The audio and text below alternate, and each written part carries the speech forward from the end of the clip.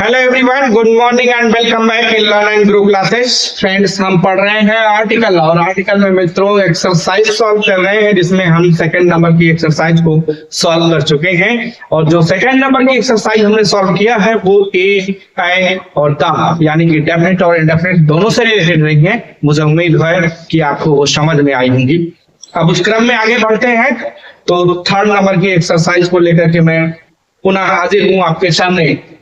आइए सॉल्व करते हैं, लेकिन कैसे? जैसा इंस्ट्रक्शन दिया गया होगा वैसे। इंस्ट्रक्शन क्या है? सेकंड नंबर के थर्ड नंबर के एक्सरसाइज में इंस्ट्रक्शन दे रहा है कि इंसर्ट आर्टिकल्स, इन आर्टिकल को इंसर्ट करिए वेयर नेसेसरी, जहां पे आवश्यकता हो उनकी। जैसा सेकंड में था बिल्कुल एज इट इज उसी तरह से दिया गया है इस थर्ड के एक्सरसाइज में। और मैं इसे सॉल्व करने से पूर्व एक बार रिमाइंड करा देना चाहता हूं पुनः आपको कि ए का प्रयोग वह होता है जो कॉन्सोनेंट की साउंड रखते हैं। एन का प्रयोग वहां होता है जो वॉवेल का साउंड रखते हैं। और दा का प्रयोग वहां होता है जो अपने आप में यूनिक हो या फिर डेफिनिट हो, या आप उसे जानते हैं। तो ये रहा संक्षिप्त परिचय ए एन और दा का। आइए एक्सरसाइज शुरू करते हैं। एक्सरसाइज फर्स्ट लिखा for Brutus is honourable man. पहले हम जब भी सॉल्व करेंगे क्वेश्चन को सामान्य नियम अप्लाई करेंगे, ए कॉन्सोनेंट एंड वॉवेल और द डेफिनेट। फिर उसके बाद पढ़ेंगे एक बार पुनः क्वेश्चन को, ताकि हम पूरी तरह से श्योर हो जाएं कि वो क्वेश्चन का क्या रहा है, कहीं स्पेसिफाई तो नहीं कर रहा है, कहीं डेफिनेट तो नहीं कर रहा। देखिए फॉर ब्रूटस क्वेश्चन होगा for Brutus is an honourable man, और ये क्वेश्चन सही हो जाएगा क्योंकि ब्रूटस एक सम्मानीय व्यक्ति है और इसमें आयरनी है। अब ये आयरनी क्या होती है? ये फिगर ऑफ स्पीच होती है। इस सेंटेंस में आयरनी का इस्तेमाल किया गया है। सेकेंड नंबर का लिखा है Neil Armstrong was first man to walk on moon. ये है कि नील आर्मस्ट्रांग चांद पर कदम रखने वाले पहले व्यक्ति थे। ये है नील आर्मस्ट्रांग जी, जो चांद की दुनिया पे पहली बार अपने कदम रखे थे, ऐसे साइंटिस्ट थे। तो कह रहा है पहले व्यक्ति, तो पहले व्यक्ति के पहले द का इस्तेमाल होगा। The first man to walk on the moon. Moon को तो आप जानते हैं, ये डेफिनेट है, यूनिक है, इससे पहले लगेगा तो यूं होगा कि नील और strong was the first man to walk on the moon। और एक क्वेश्चन हल हो गया। उम्मीद है आपको समझ में भी आ गया होगा। आगे बढ़ते हैं। आगे है लिखा है कि man has no more right to say uncivil thing। जो व्यक्ति है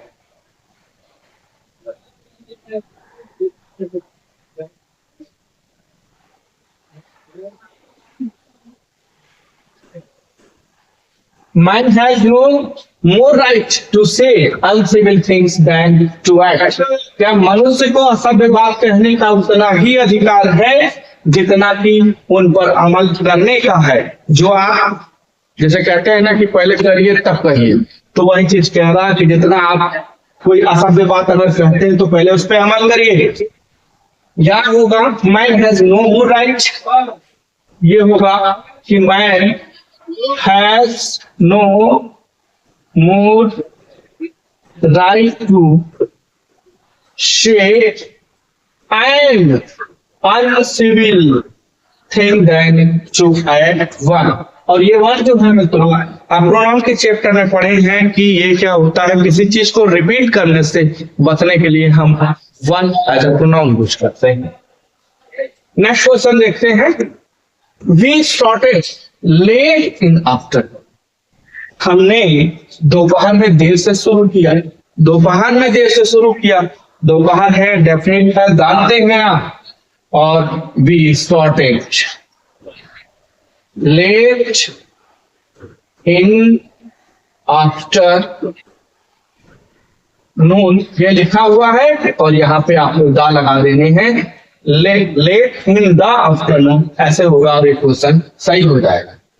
नेक्स्ट क्वेश्चन देखते हैं। अगला लिखा है इट इज स्ट्रेंज थिंग। ये बहुत अजीब बात है। स्ट्रेंज मतलब होता अजनबी या अजीब। हाउ लिटिल कितना कम लोग, लिटिल मतलब होता कम, हाउ मतलब कितना, इन जनरल सामान्यतः people know about sky. People लोग नो जानते हैं अबाउट स्काई, स्काई के बारे में, आकाश के बारे में। आकाश बात कर रहा है आकाश को, आप जानते हैं आकाश यूनिक है, डेफिनिट है, आप उसे जानते हैं और यहीं पे लगेगा द। क्वेश्चन होगा it is a strange thing how little in general people know. मैं यहीं से लिख दे रहा हूं, बाकी तो ऐसे ही रहेगा। People know about the sky, क्योंकि ये स्काई डेफिनिट है, इसे हर कोई जानता है। तो आई होप आपको समझ में आ गया होगा। अगला क्वेश्चन देखते हैं। स्कीम फेल्ड, जो स्कीम है वो फेल हो गई, असफल हो गई। For want of support, support के कमी के अभाव में। अच्छा ये वांट जो लिखा है, वांट का मतलब होता है मित्रों, वांट मतलब वैसे तो वर्ग में आप देखेंगे इसका मतलब चाहना होता है। चाह, जैसे आई वांट टू, मैं चाहता हूं। तो वांट मतलब क्रिया में, जब क्रिया की तरफ से फंक्शन करेगा तो चाहना। लेकिन यहाँ पे काम करता है नाउन की तरफ से और इसका मतलब होगा कमी, इसका मतलब होगा कमी। तो सपोर्ट मतलब होता है समर्थन, समर्थन के अभाव में स्कीम फेल। क्या फेल हो गया? स्कीम फेल हो गया। हम जब कह रहे हैं want to, want of support, समर्थन के अभाव में स्कीम, वह योजना फेल हो गई। तो वह योजना के युग पहले दा लगेगा, the scheme fail for want of support. आपको दा लगा देने हैं, मुझे उम्मीद है समझ में आ गया होगा। अगला क्वेश्चन देखते हैं। क्वेश्चन नंबर लिखा है जो नेक्स्ट है, टाइगर कहाँ लगा? Animal equal to lion in size, फिर कहाँ लगा? Is a native of Asia. ये क्वेश्चन कुछ यूं, टाइगर के बाद इसका जो पार्ट है is native of Asia.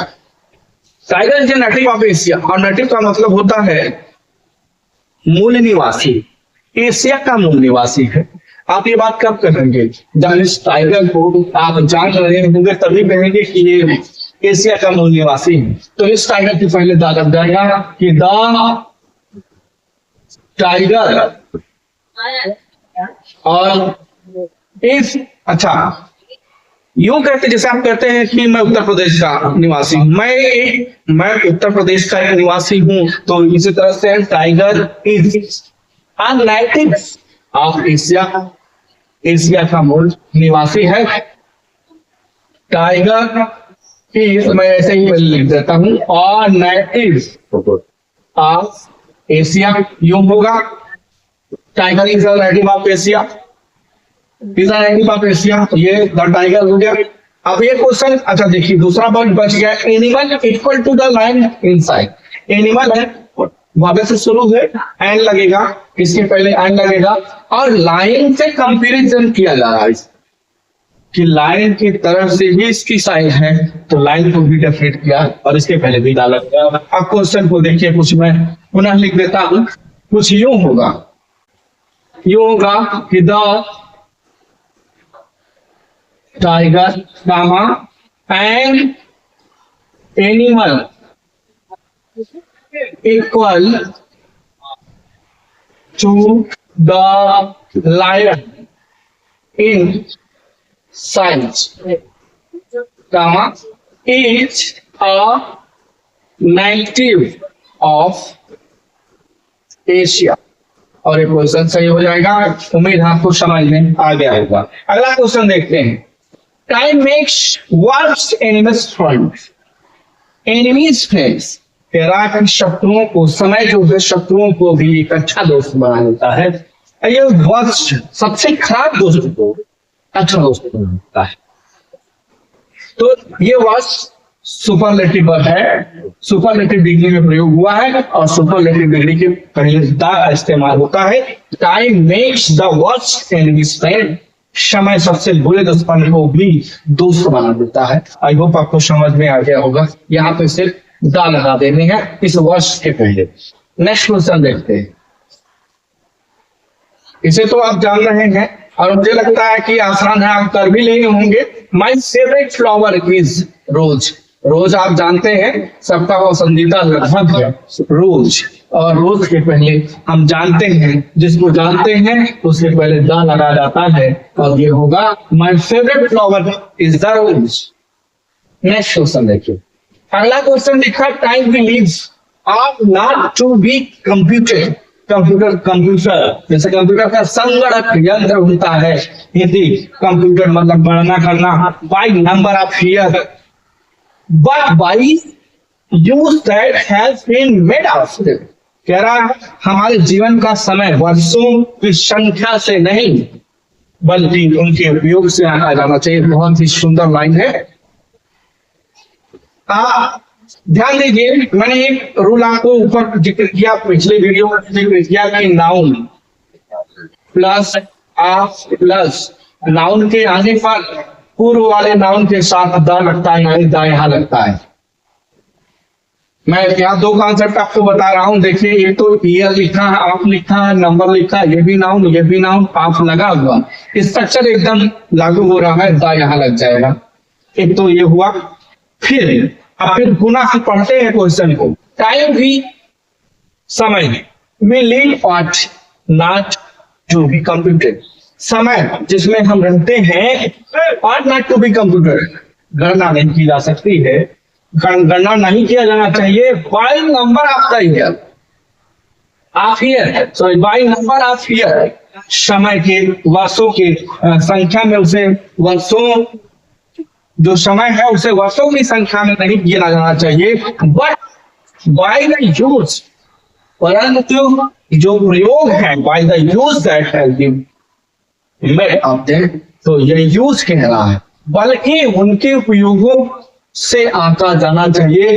Emphasise कर रहा है इस यूज पे, तो इसको भी द लगाएगा और क्वेश्चन कुछ नहीं होगा। देखिए, time we live ought not to be computed by the number of year, by number of year कहना लगेगा, फिर लगेगा but by the use। तो एक द आपको इस बाई के बाद यूज से पहले लगाना है और एक नंबर से पहले, और एक क्वेश्चन सही हो जाएगा। उम्मीद आपको समझ में आ गया होगा।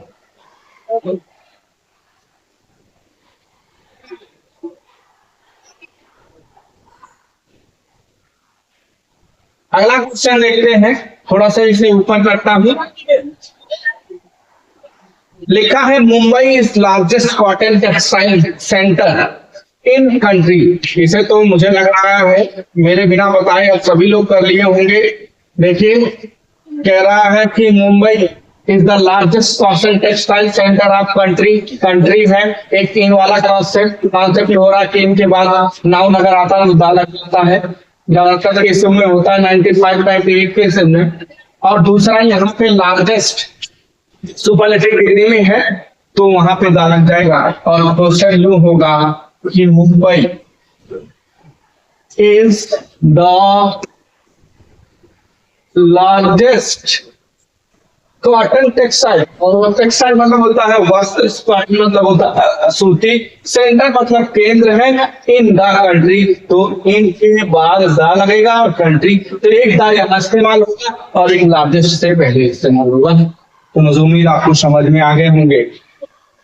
नेक्स्ट क्वेश्चन है men are too often led astray by prejudice. Prejudice मतलब होता है पूर्वाग्रह और आश्रय मतलब होता है भटक जाना।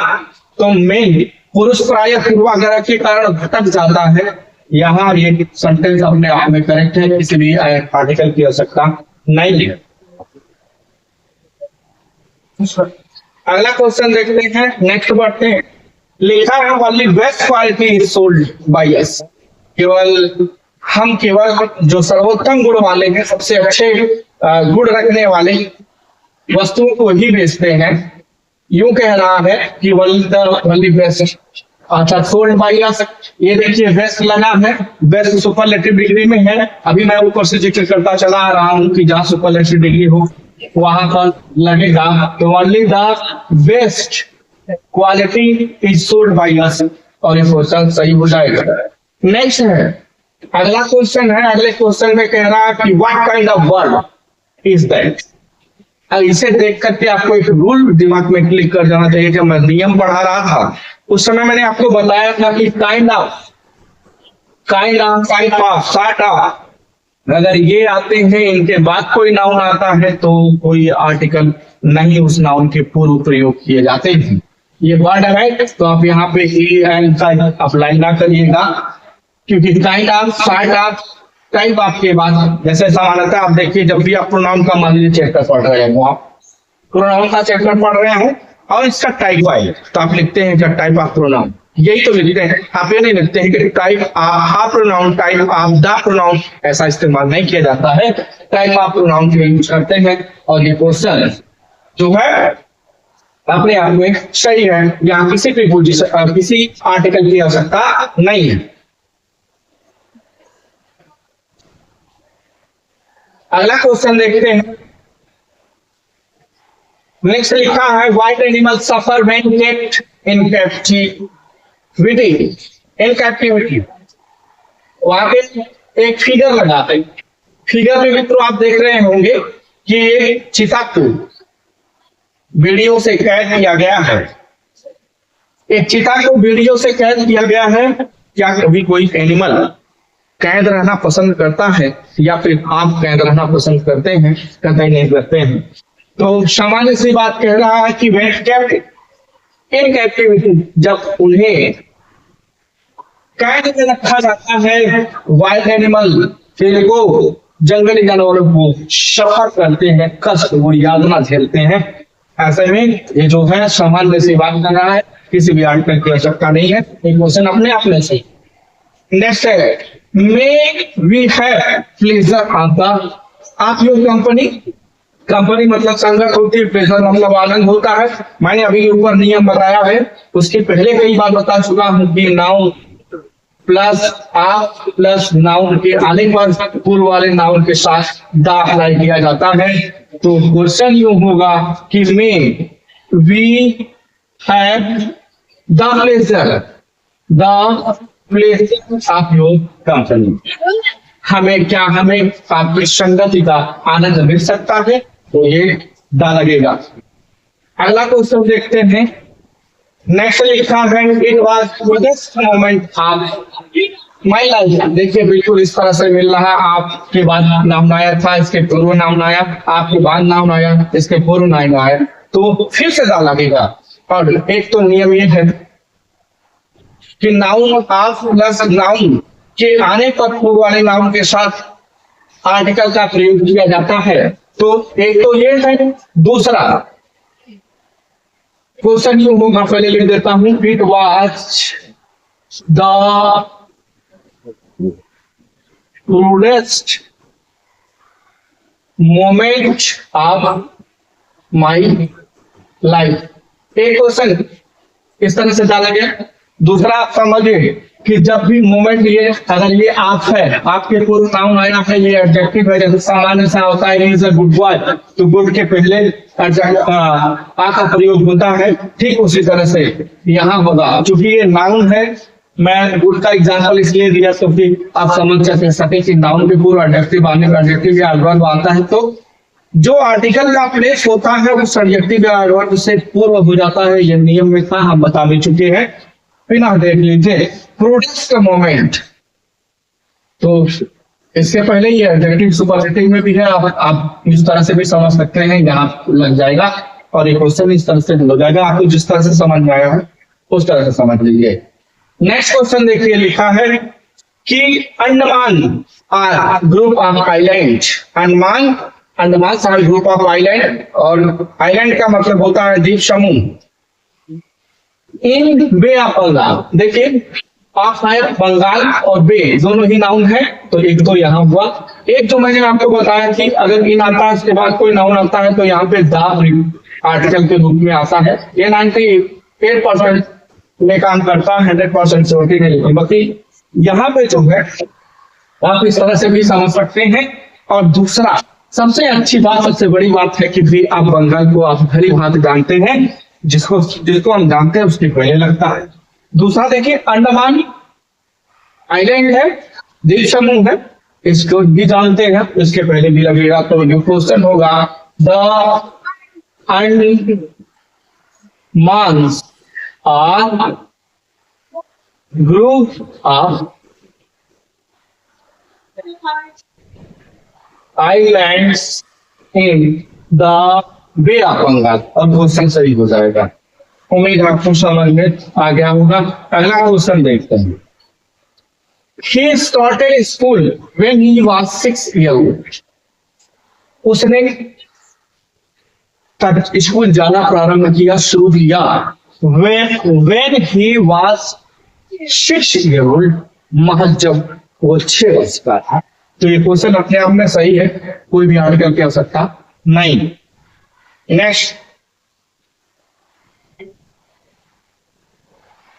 नेक्स्ट क्वेश्चन देखिए, लिखा है कि ही नेग्लेक्ट्स अटेंडिंग चर्च। वो नेग्लेक्ट करता है अटेंडिंग, नजरअंदाज करता है अटेंड करना, चर्च में जाना पसंद नहीं करता है।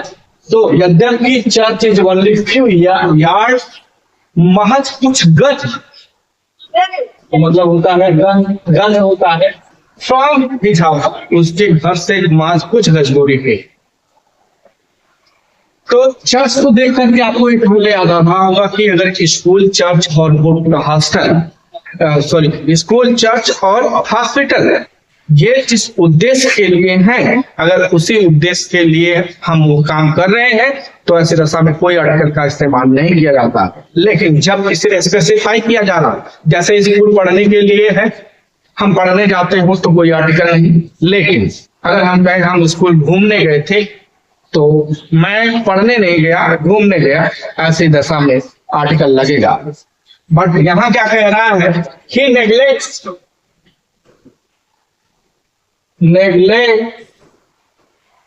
Attending church. तो यद्यपि church is only few yards from his house, specify कर रहा है, फोकस कर रहा है उस पे कि केवल यद्यपि चर्च महज कुछ ही गज दूर है उसके घर से, तो though the church is only few yards his house. I hope आपको समझ में आ गया। नेक्स्ट है March is third month of the year. फिर से नाउन ऑफ द नाउन आ गया। ये अच्छा, यहाँ वो चीज डेफिनेट किया जा रहा है, एक तो ईयर को और एक तो मंथ को। तो ये क्वेश्चन होगा कि March is the third month of the year. क्यों? किसी वर्ष का मंथ, तीसरा महीना, किसी वर्ष का तीसरा महीना मार्च है। मार्च किसी वर्ष का तीसरा महीना है। तो ये मंथ नाउन है और ये एडजेक्टिव है, और एडजेक्टिव आने पर एडजेक्टिव या एडवर्ब आता है तो आर्टिकल का प्लेस उसके पूर्व हो जाता है और यहाँ पे लगेगा। डेफिनेट दोनों को कर रहा है, आपको समझ में आ गया होगा। अगला क्वेश्चन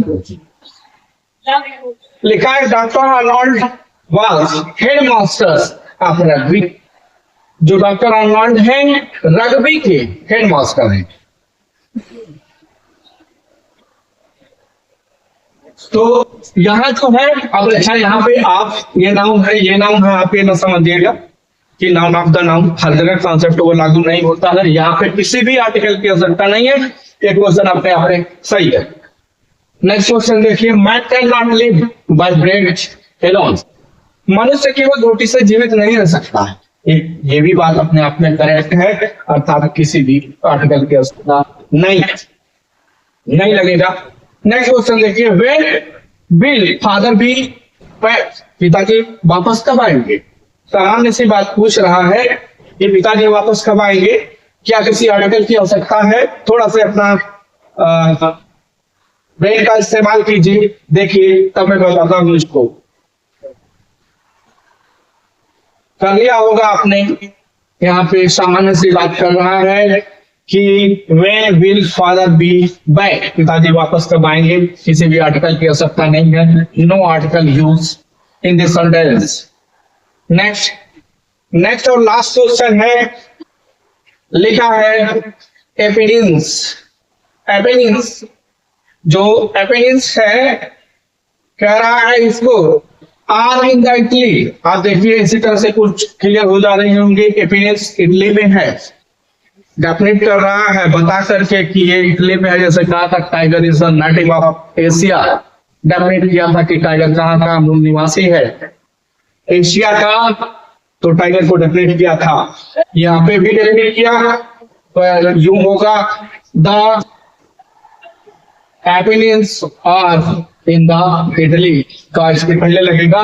इस तरह से मित्रों जितने क्वेश्चन थे मैंने उसको वन बाय वन करके आपको एनालिसिस करते हुए कहाँ पे यूज होगा और क्यों यूज होगा, क्या यूज होगा, ए होगा, एन होगा या फिर द होगा, मैंने सभी को आपको एक एक करके विश्लेषण करते हुए बताने का प्रयत्न किया है। मुझे उम्मीद है आपको आर्टिकल की ये क्लास, ये वीडियो समझ में आई होगी। जो क्वेश्चन रहे हैं वो समझ में आए होंगे।